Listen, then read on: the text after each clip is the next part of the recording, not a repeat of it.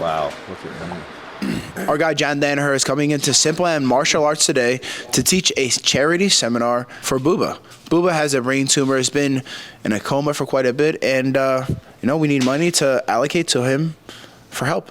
So thanks everybody that shows up today, and enjoy the knowledge by the great, the one and only John Danaher. All right, side tangent. Our guy Ethan Krelestein has a new vehicle. Let's go check it out. All right. He goes from a, what was it, it was a 2006? 2000. Yeah, he had a year 2000, Toyota 4Runner, and he upgraded to this beautiful 2014 FJ Cruiser. Thing is a tank. Take it away. Tell us about your Bing bong. Boom. All right, take it away, bud. All right, so get in here. Got the butterfly doors? We got the butterfly doors. I wanted the gull wing, but it didn't come with gull wing doors. You close the back one first. Boom, boom. God, I fucking love this thing. The mechanic told me my 4Runner was about to explode, so I had no choice but to buy another old car. But it's beautiful. Look at this. You got the freaking compass in there. You got the gyroscope. We got the Waterloo, the coffee cup. Beautiful interior. Simple, rugged. This thing will last fucking forever. 115,000 miles on it. I'm in love. We got some upgraded suspension. I still don't know what, but upgraded sequential blinkers. And over here. Is this your first big purchase after CJI? This is officially my first big purchase after CJI. I was gonna not get a car and just drive the 4Runner until it explodes, but it apparently was about to explode. So, we got this bad boy. Speaker, I think it comes out. I just have to unscrew this guy. We could bring it around with us, piss everyone off. Oh. Rifle rack. Ethan, what kind of activities are you going to do with this vehicle? No off-roading. I can't afford that. You do have four-wheel drive in case it snows here in Texas. Exactly. Or if I bring it up to Montreal. Canada. There we go. Drift around in the snow. We're going to go camping in this. We got the roof rack. We should go camping, right? We got to go camping. Dude, your truck. Where's your truck? My truck. Okay, this is my rental. Ah. This is my rental. All right, so quick update on Nicky Rod's truck. Obviously, I have the world's greatest truck, Ford Raptor R, but this is my Ford rental. I broke my truck. Ford rental R. Ford rental. Well, you got the AC, right? Yeah, let's clip in my video of me jumping in the truck, which didn't injure my truck. Like right here.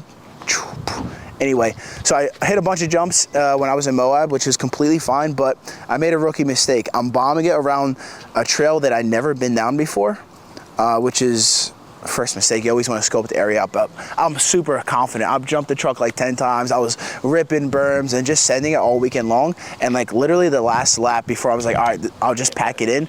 I go around a corner and I hit like a small jump, which really isn't a jump, it's just a big bump, we'll call it. And then I'm nose diving right after that into another bump, and that impact absolutely blew apart my AC compressor. So sent it to Ford. Luckily, Ford has a phenomenal warranty where they're fixing it because it's covered under warranty. And this is my rental for now until I get my beloved truck back. I send my dad the video of me jumping my truck, and Dad's like, Dad takes care of all of his stuff really well, which I respect that. I also do that, but I got the warranty, but I bought the truck to treat it like a dune buggy. So that's exactly how I do. I treat it like a, yeah. I treat it like a, when you get it back, we're all gonna go camping. We're gonna take the trucks out somewhere. Yeah. Drive on some dirt roads, go into the woods. Yeah, we'll have some fun. I'm happy for you, buddy. You got a beautiful vehicle. I'm so happy, man. Boom. We did it. Good shit, boys. Beautiful. I guess let's get to this seminar. The seminar. Should I cut it? We're holding hands too long. Just want to give you guys an update. Obviously, this is a guest instructor from John, but all proceeds are going to help our friend Buba. They found a tumor in his brain. He had to get brain surgery. He was in a medically induced coma for the past 3 to 4 weeks. There's a lot of good news. They're lightening up the sedation, so he's slowly coming out of that, looking like he's in a better spot now. And since the announcement of this charity event, I think the GoFundMe raised about $15,000 to $20,000 in just the past 4 days. So just give that a round of applause.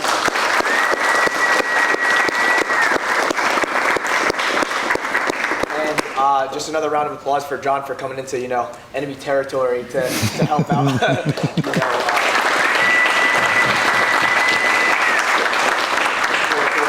It's just really cool to see, that everyone came out, the BJJ community came out to support one of our own. So, the floor is yours now. The best part is we accidentally wore matching rash guards together. a show of unity, my God. Guys, two things you should know about me when I teach a seminar. First, I've got a very soft voice, so it's good to come in close, otherwise you won't hear a word I say. The second thing is I curse like a sailor, so please excuse me if my language gets out of hand while we're doing this. If you look around the room right now, fellas, you're going to see something interesting. You're going to see some of the best athletes in the world training alongside more recreational players. That means there's a massive disparity in knowledge, skill, and understanding level among the various athletes in the room. And so the question always becomes, okay, how do you handle that as a coach? How can you teach a class where everyone from I was going to be an asshole, Nicky Ryan said the second best guys in the world. I can't say that anymore. You motherfuckers won that last tournament. So the best guys in the world training alongside recreational players. How can everyone in the room benefit from essentially the same class? It would seem like if you teach the recreational players, then the best guys in the world are going to walk out of here with nothing. If you teach the best guys in the world, then the recreational players are going to be overwhelmed and not really know what to do. So how do you satisfy everyone in the room? Okay. Now the first thing we need to do is understand, this is important. Damien, you're on the track to become one of the best coaches in the world. I want you to think in terms, the way you approach the seminar is different. Other people are going to come here looking for moves. You're going to be looking for how to structure instruction. Okay. Could there be a move which you would teach to your cousin on day one, which you also see being used every single time in the World Championships? Wouldn't that be a freaking special move?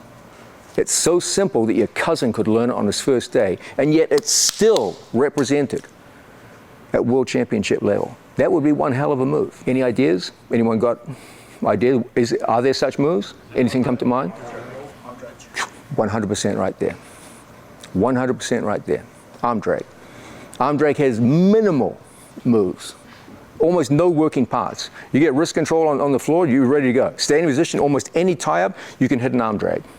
The best people in this sport don't use information to follow their opponents. They use information to predict and anticipate what their opponents are going to do. And that's when you start having next tier level jiu-jitsu, when you can anticipate. Okay, so that's how you want to be taking information in and using information. So with all that in mind, sorry, I was rambling on there. You guys are, this is longer than one of his fucking Instagram posts. Let's get down to business. Okay, first let's talk mechanics. It's a widespread misunderstanding that when we work from bottom position, most people think an arm drag, because of the name, is an attack on your opponent's arm. It is not. It's an attack on his torso. That's why when we grip, we never grip at the elbow. The arm, if your opponent's good, has slack in it. If he posts his other hand on me and goes to slip his arm, you'll lose it every time. The attack is on the torso, which means when we grip, we always grip at the shoulders. I don't want to move his arm, I want to move his shoulders. Okay, stand it up. In any situation where we want advantage over an opponent, we're always looking to control the shoulders and attack at the shoulders and move to angles outside the shoulders. That's always our modus operandi, okay? On the floor, it's no different. When we go in here, I'm not attacking down here at the elbow. We always come up, high up here in the shoulder, and that's where we can pull people and start getting results, okay? The other big thing, the relationship between his hand and his shoulder.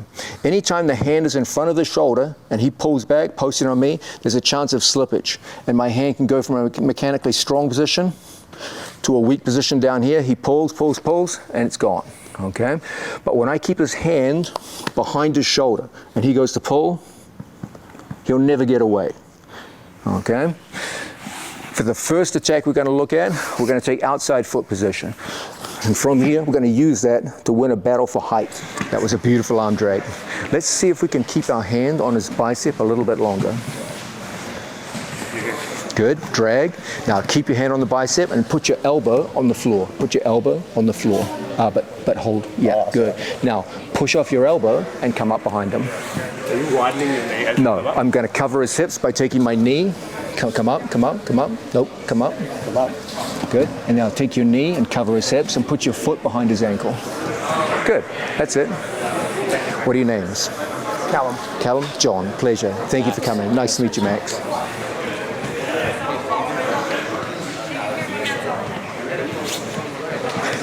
Very good, miss. Let's add one thing that'll help you a lot. Forehead to forehead. We're going to hit a arm drag. Good. Put it down. Good. Now, from here, take your elbow and make her elbow touch the mat. That way, you put weight on the elbow, and now when you come up, you never lose control of her arm. Very good.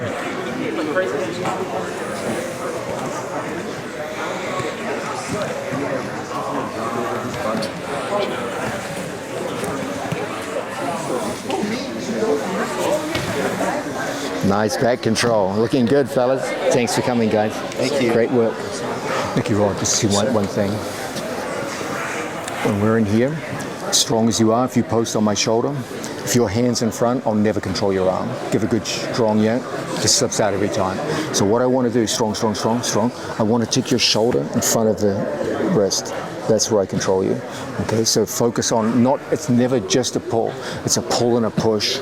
So now when you go to pull out, even if you post on the shoulder, it's tough. And that's when you can start going behind people. Yes, sir. I know it seems like a small thing, but it adds a lot to the move. Beautiful. Have him try to pull away now. And this feeds perfectly into all your wrestle ups. Sir, thank you. Beautiful. Now cover his hips. Take your left knee and cover his hips. That's it. If you can, put this foot as a scoop behind here. So if he tries to stand up on you, extend your leg out towards me. It's going to be hard for him to stand up. Now from here, just circle back and pull down to the mat. Beautiful breakdown. Well done. So fellas, we're looking at the idea of a mechanically strong first move, and you guys are doing a fine job with that. It's very good. Now we're going to start going into what we talked about very briefly earlier, the idea of anticipation. Okay, you can reasonably expect a skilled opponent to engage in two preliminary defensive reactions. The first we've already seen, an elbow cutback, where they pull the elbow back and kill your ability to get behind them. Okay, and we've seen a reaction to this is to assume your opponent will hit an elbow cutback. Just assume he's good enough to do this, and put your chest behind and don't forsake the arm. Don't come up and give him what he wants. That simple elbow cutback. Okay, so we're already anticipating by putting your chest behind and coming up in a way where we're anticipating this idea of him cutting back on his elbows. Second most common reaction. What I want off an arm drag is hip-to-hip contact. I want this, hip-to-hip. So, as a general rule in the sport of Jiu-Jitsu, whatever's good for you is equally bad for the other person. So if it's good for me to get hip-to-hip contact, you know damn well he's going to be looking to avoid the very same thing. So a very common form of reaction when we work from positions like this is guys will post the opposite hand and run their hips away from you, and you'll be left a day late and a dollar short. The hips so far away, you can never really access your opponent's back. Okay? How can we effectively address this through anticipation? Well, the problem is that I have no connection to his lower body. My guard is open. So everything relies on me doing a good job of getting sufficient contact with my hand on the hip in time that we can make the move effective. You'll get away with that once or twice. But at World Championship level, guys are going to see the arm drag, they're going to post, scoot, and it's all gone. So what do we do? First method, we're going to start from a different scenario. We're going to throw in a half guard hook and a knee shield, just like this. We're going to keep our knee in the inside position, just inside our training partner's shoulder, like so. This is always going to make it easy to access my opponent's wrist. Anytime my knee shield is low, there's no guarantee where his arm goes, no guarantee where the elbow goes. Okay, you can do 1,000 things where you can pass the leg, you can do all kinds of things. But when I use that high shield, there's only one place the hand will be. It'll be around here. We're going to go through, we're going to take a hold of our training partner's wrist, we're going to take our foot to our training partner's lat muscle, and our hand goes off his bicep. At the same time we sit up, we hit that drag. When he goes to scoot out, you're connected to him. Okay, and now we're going to win the battle every time, regardless of how slow or fast you are. As always from here, don't make that rookie mistake of posting, he cuts back, and it's all gone. Let's make sure we control that elbow the whole time. So when he goes to cut back, it's your chest that's stopping it. Then your elbow retreats, you pass his head through underneath, and always from here, we're taking out his ability to stand up, okay? We're taking out his ability to raise the head by locking in over the top in the usual fashion. When we try to get up from here, it's so difficult and so easy for you to break him down to a hip and get into good position. Beautiful. Now, Ethan, show me world championship level. Good. Try to get a reaction out of him, Ethan. Can I borrow your champ? From here, legs up, legs up. From here, reach. And as he steps that leg back and away, that's when you send him by. Okay? Reach, send him by. But don't you move, send him by. Move him. I know he's a big fella. Run, run, run, run, run, run. Beautiful. Now, 2 like that, full speed.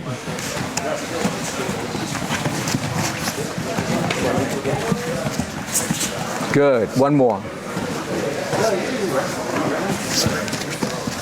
Excellent. A little more. Yep. Run, run, run. And yes, good. 1 like that, Ethan. Like that. 1 more.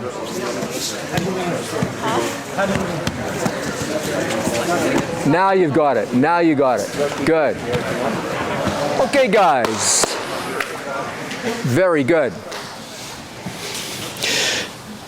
Now, fellas, Damien and Ethan have to open the mat up now to an open mat for the B Team gym.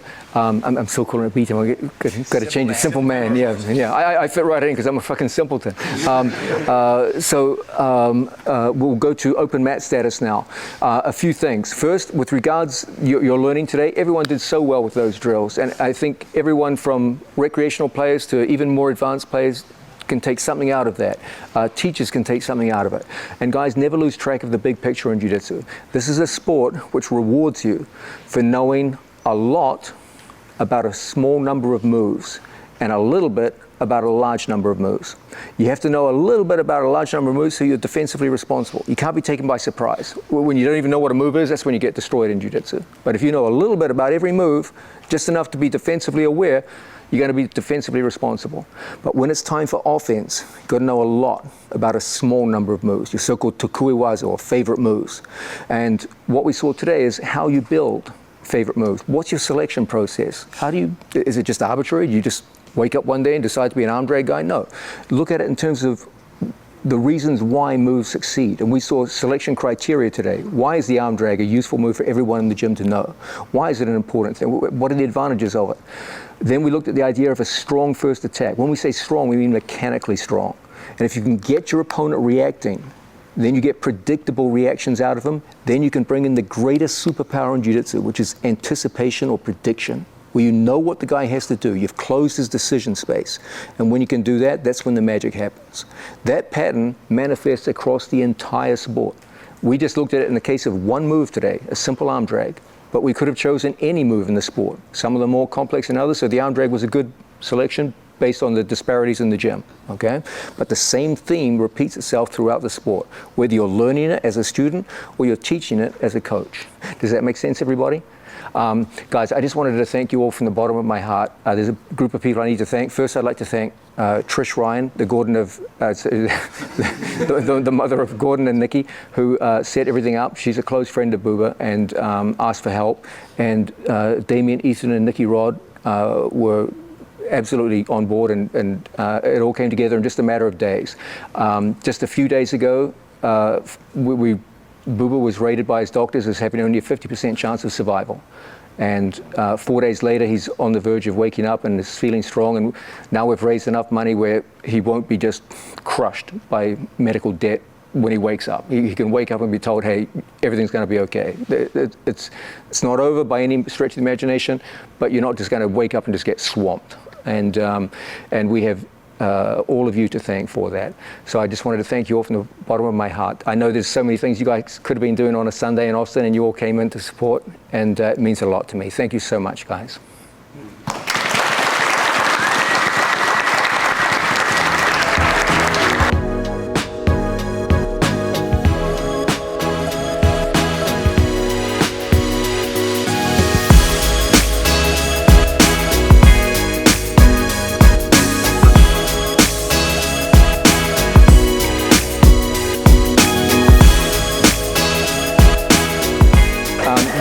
I'm so happy so many people came out. Dude, it's Sunday in the middle of the day in Austin. There's 10,000 things to do. People go outdoors, they go traipsing around. All these people came in, and we had people from many different gyms driving a long distance to come in. I'm so happy. People, you know, you see things like this, and some days you wake up and you're like, man, where's humanity going? Like, what directions are we going? You see something like this, and it kind of brings your faith up in humanity again. It was very, very good. The only thing that sucked was having to see Damien and Ethan again. That was just, guys, it's good to see you there. Yeah, how you doing, guys?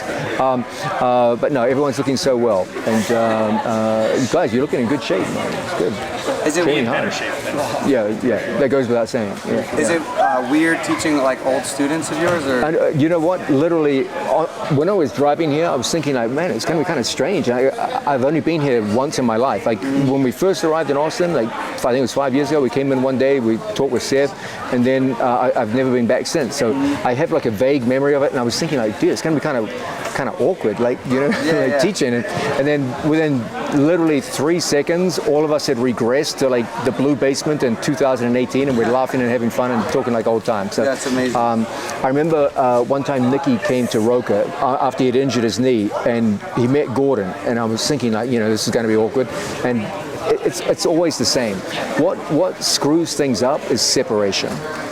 Once people get back together, it's literally within a minute you're back to the old. It's like going back to home for Thanksgiving. Within 5 minutes, you're all back in your childhood roles. Yeah. Same thing in this regard. It was fun. We had Ethan go out and demonstrate some of the moves like we were back in the basement in 2013. It was awesome. So that got me fired up when we were coaching Ethan. I was like, hell yeah, this reminds me of the old days. Yeah, that was great. Yeah, amazing. Awesome. Thanks, guys. Thanks, Damien. Thanks, Ethan. Don't forget, arm drag. 2026, arm drag year. The year of the arm dragon. I'm in Roca. We're supposed to shoot some B-roll footage for a BJJ Fanatics video. I go to Oliver, can you record on my phone? He's like, absolutely. And, you know, I've never seen Oliver take a photo before, and I'm thinking, you know, how hard can it be, right? You point the fucking camera. He's pointing, and I'm looking up, I'm rolling, and it seems to be going okay. I get the film. It's literally just the tatame of Roca, and then the ceiling, and then a window. Like, he literally missed 2 human bodies 5 feet in front of him. I mean, this has to be deliberate. I mean, Oliver, because I tried my best, man. I'm like, dude, you can't do worse than that. Yeah, you'll beat that. Yeah.